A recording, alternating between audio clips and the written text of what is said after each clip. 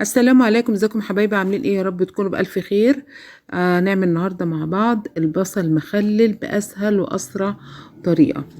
معانا كيلو بصل قوارمة زي ما انتم شايفين كده، ولازم يكون بصل أبيض مش أحمر.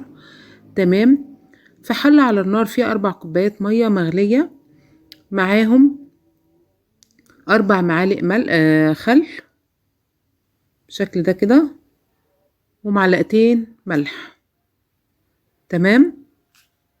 اسيبهم بقى يغلوا على النار، ودوبت الملح والخل كده في قلب المية. احط بقى البصل بعد ما غسلناه يغلي 10 دقايق مع المية دي. تمام كده كده زي الفل. بس في البداية نحط لايك بقى للفيديو، ونشترك في القناة ونفعل الجرس. وكومنت حلو منكم، بتتفرجوا عليا من انهي بلد. تمام كده خلاص. البصل غلي معايا اهوت.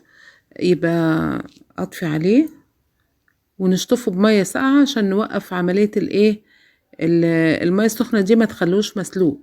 تمام. بعد كده اقشر بقى البصل بتاعي واشيل القمع من فوق ومن تحت كده زي ما انتم شايفين بكل سهوله. تمام كده. اللي لسه ما حطش اللايك يحط اللايك.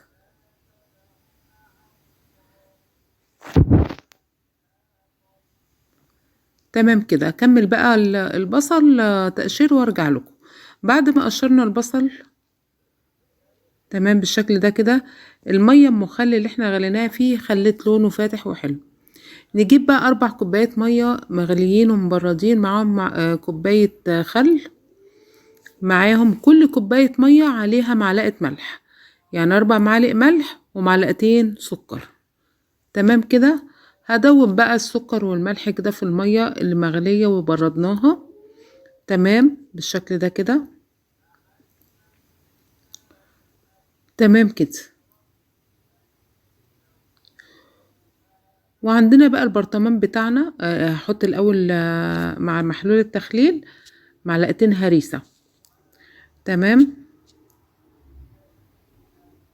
دوبنا بقى كل حاجة. محلول التخليل جاهز والبرطمان بتاعنا معقم.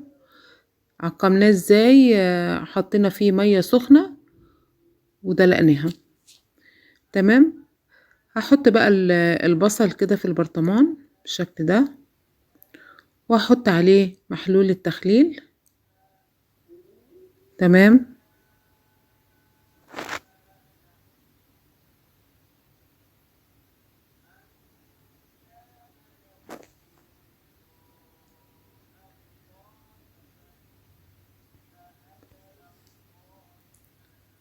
اللايك يا جماعة، اللايك وكومنت حلو منكم كده زيكم كده، يا رب كده كل سنة وانتم طيبين، وعد عليكم الأيام بألف خير.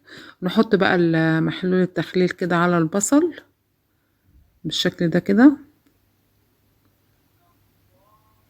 كده زي الفل.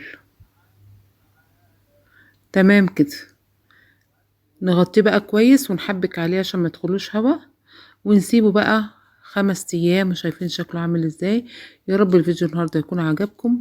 لايك كتير وكومنت، واسيبكم في رعاية الله.